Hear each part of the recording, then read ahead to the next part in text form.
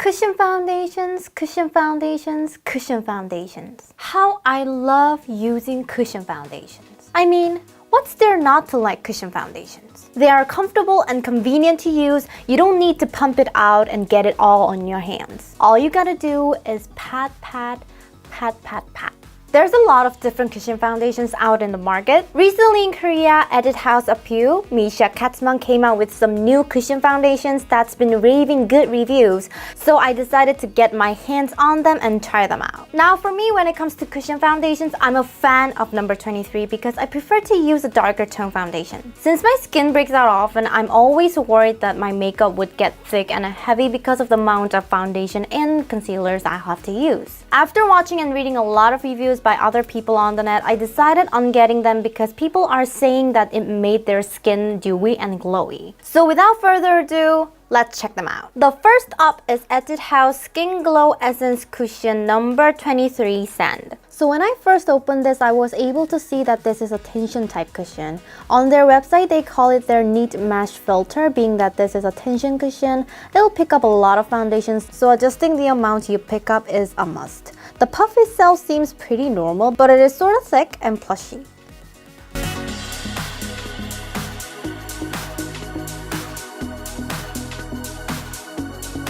While I first applied this cushion foundations, I found it to be really moist and that it kind of contains a lot of essence. I feel that it does a great job evening out the tone of my skin, creating a nice, smooth, and dewy finish. Not only it does a good job in sort of smoothing out and hiding your pores and blackheads, it doesn't help much in the blemish coverage department. Personally, I think this cushion will be overwhelming for people with oily skin type in the hot, humid weather. I really like the products that gives the skin a dewy, glowy effect, but this is too much for me since my skin is the oily type. This really does have a nice clear finish, so if you want a bam, glassy, glazed skin, this is the cushion to go for. Just don't forget that you're gonna need to adjust and look out for the amount of product that you're gonna pick up with this cushion. Next up, we have here Apieu Wonder Tension Pact Perfect Cover Daily Like number 23. First and foremost, the thing I want to point out is its price. On average, most cushion foundations will run you somewhere in the mid-$20 range. The Apieu Wonder Tension costed me only about 14,800 Korean won, which is about 13 to 14 US dollars give or take. This makes super affordable in my opinion. In addition, I think that when you compare the price to the quality of the cushion, you're gonna love it. I know I surely do. When you open it, you can see that it's also a tension type cushion like Etude House. The puff is also similar, but it's thinner than the Etude House puff.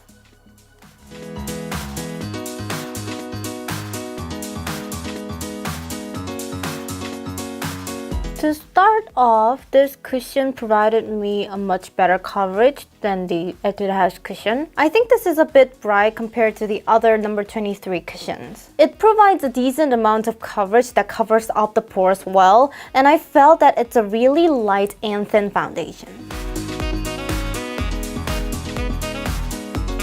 It's also really moisturizing, so I think this is perfect for people with troubled skin who wants a dewy finish. But unless I think it can be a bit overwhelming for people with oily skin in the summer season, cause the dewy texture can make your skin feel heavy in the summer heat. Then again, it is still quite cool now here in Korea, so it works very well on my skin at the moment. I'll have to try it out when the summer comes along to really know how it'll feel then. Alright, next we have the cushion that people on the internet have been buzzing and raving about non-stop. The Missha Cover and Glow Cushion number 23 Sand. Recently, this cushion is a big issue in Korea because it provides a high amount of coverage and it makes your skin look so smooth. Taking a look, you'll see that this is a sponge type cushion, which is as they advertised, and the puff is very squishy and soft.